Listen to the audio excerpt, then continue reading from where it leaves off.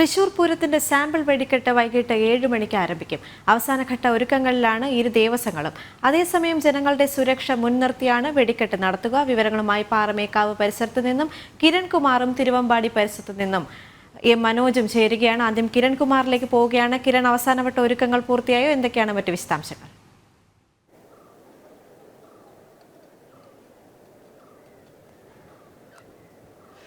ദേവിക, ആകാശത്ത് വർണ്ണവിസ്മയം തീർത്തുകൊണ്ട് തൃശൂർ പൂരത്തിന്റെ സാമ്പിൾ വെടിക്കെട്ട് ആരംഭിക്കാൻ ഇനി ഏതാനും മണിക്കൂറുകൾ മാത്രമാണ് ബാക്കി. 7 മണിയോടുകൂടി തന്നെ ഈ സാമ്പിൾ വെടിക്കെട്ടുകൾ ആരംഭിക്കും. ആദ്യം പാറമേക്കാവ് വിഭാഗത്തിൻ്റെതാണ് സാമ്പിൾ വെടിക്കെട്ട് നടക്കുക. ഇതിനു വേണ്ടിയുള്ള ഒരുക്കങ്ങളാണ് ഇപ്പോൾ പുരോഗമിച്ചുകൊണ്ടിരിക്കുന്നത്. നമുക്ക് ദൃശ്യങ്ങളിൽ കാണുന്നത് പോലെ തൃശ്ശൂർ ഗ്രൗണ്ടിൻ്റെ തെക്കേ ഗോപുര നടയോട് ചേർന്നിട്ടുള്ള സ്ഥലത്താണ് പാറമേക്കാവ് അവരുടെ വെടിക്കെട്ട് നടത്തുന്നത്. അതിനുവേണ്ടിയുള്ള ഒരുക്കങ്ങൾ ഇപ്പോൾ ഈ അമിട്ട് അടക്കമുള്ള വെടി സാമഗ്രികളിൽ മരുന്ന് നിറക്കുന്നതടക്കമുള്ള ചടങ്ങുകളാണ് ഇപ്പോൾ പുരോഗമിച്ചുകൊണ്ടിരിക്കുന്നത്. ഇനി ഇത് പൂർത്തീകരിച്ച് പിന്നീട് ഇവിടുത്തെ സുരക്ഷാ പരിശോധന കൂടി നടക്കും. ഫയർഫോഴ്സ് അടക്കമുള്ളവർ വന്ന് ഇതിൻ്റെ സുരക്ഷാ വിലയിരുത്തലുകൾ കൂടി, അവസാനവട്ട സുരക്ഷാ വിലയിരുത്തൽ കൂടി നടത്തും. അതിനുശേഷം 7 മണിയോടുകൂടിയാണ് ഈ വെടിക്കെട്ട് ആരംഭിക്കുക. ആദ്യത്തെ ഒരു 15 മിനിറ്റോളം സമയം കൂട്ടപ്പൊരിച്ചിലാണ്. അതിനുശേഷമായിരിക്കും അമിട്ടടക്കമുള്ള മറ്റ്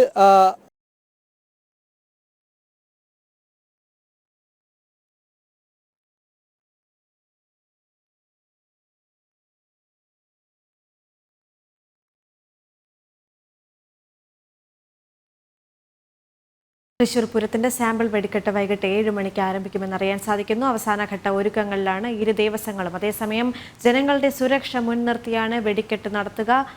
വിവരങ്ങൾ നൽകാൻ തിരുവമ്പാടി പരിസരത്ത് നിന്നും മനോജ് ചേരുകയാണ്. മനോജ്, അവിടെ എന്തൊക്കെയാണ് അവസാനഘട്ട ഒരുക്കങ്ങൾ നടക്കുന്നത്? എന്തൊക്കെയാണ് മറ്റു വിശദാംശങ്ങൾ?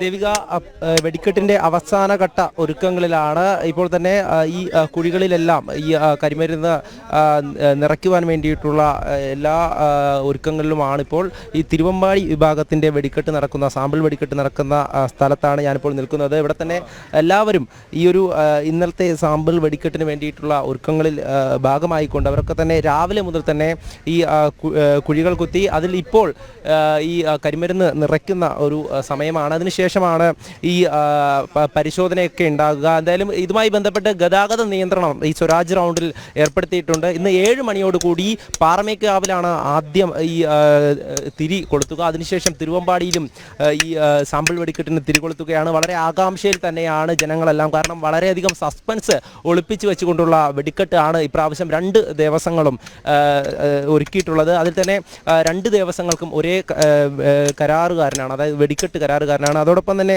ഈ സസ്പെൻസ് കാണുവാൻ വേണ്ടി ജനങ്ങളൊക്കെ പല സ്ഥലങ്ങളിലായി കാത്തു നിൽക്കുകയാണ്. കാരണം 7 മണിക്കാണ് വെടിക്കെട്ട് ആരംഭിക്കുന്നതെങ്കിലും ഇപ്പോൾ തന്നെ ജനങ്ങൾ ഓരോ സ്ഥലത്തായി നിൽക്കുകയാണ്. എന്തായാലും ഈ തിരുവമ്പാടി ദേവസ്വം ഭാരവാഹികൾ കൂടെ നമ്മളോടൊപ്പം ചേരുകയാണ്.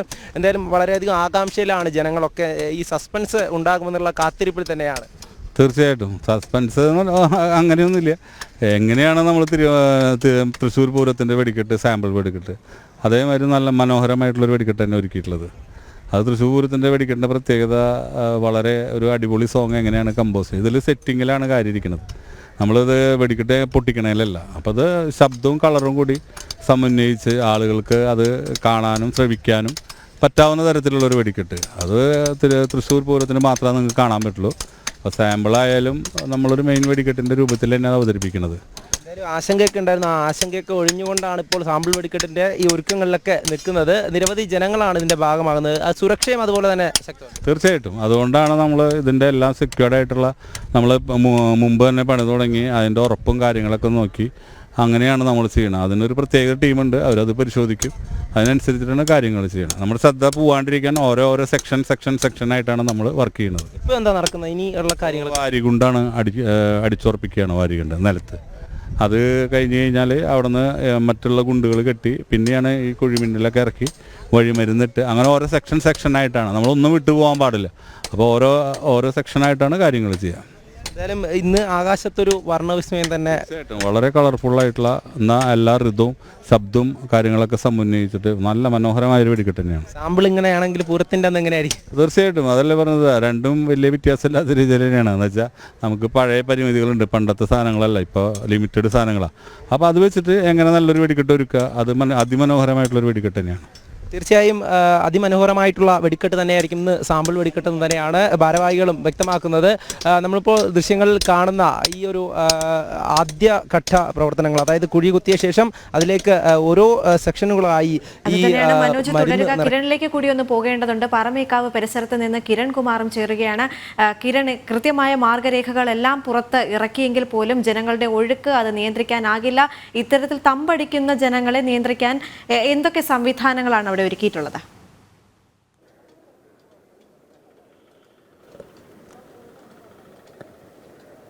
ദേവിക, നമുക്ക് ഇതിൻ്റെ പരിസരങ്ങളിലൊക്കെ തന്നെ കാണാൻ സാധിക്കും.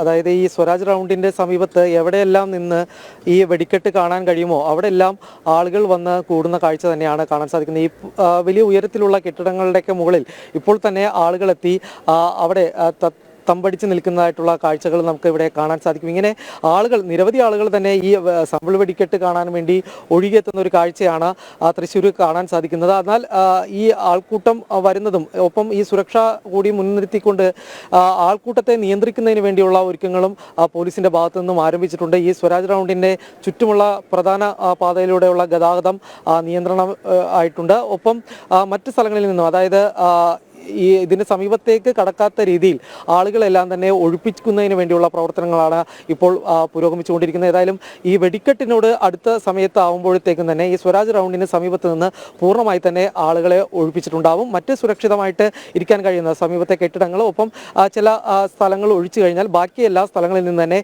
പൂർണ്ണമായിട്ടും ആളുകളെ ഒഴിപ്പിക്കും. അതിനുശേഷം ഏതായാലും ഈ വെടിക്കെട്ടിൻ്റെ പ്രവർത്തനങ്ങൾ കൂടി, അതായത് ഇതിലെ വെടിക്കെട്ടിൽ മരുന്ന് നിറക്കുന്ന അടക്കമുള്ള കാര്യങ്ങളിലെ കൂടി സുരക്ഷാ കാര്യങ്ങൾ കൂടി ഏതായാലും ഫയർഫോഴ്സ് പരിശോധിക്കുന്നുണ്ട്. ഇന്നലെ മുതൽ തന്നെ ഈ വെടിക്കെട്ട് നടക്കുന്ന സ്ഥലത്തെ ഈ അമിട്ടുകളൊക്കെ ഇറക്കി വെക്കുന്നതിനുള്ള കുഴികളുടെ നിർമ്മാണമൊക്കെ പൂർത്തിയായതാണ്. ഇനി ഇതിൻ്റെ ആഴമടക്കമുള്ള കാര്യങ്ങൾ അവസാന വട്ടത്തിൽ ഒന്നുകൂടി പരിശോധിക്കും. പിന്നീട് ഇതിലേക്ക് മരുന്ന് ഒപ്പം ഈ അമിട്ട് വെക്കുന്നതിൻ്റെ കുറ്റിയൊക്കെ നിറച്ച് മറ്റ് പരിശോധന കൂടി, അതായത് അവസാന വട്ടത്തെ ഫയർഫോഴ്സിൻ്റെ പരിശോധന കൂടി പൂർത്തിയായതിനു ശേഷം മാത്രമായിരിക്കും ഏതായാലും വെടിക്കെട്ടിന് വേണ്ടിയുള്ള അവസാന അനുമതി കൂടി നൽകുക. ശരി, കിരൺ കുമാറും എം മനോജും വിവരങ്ങൾ നൽകി.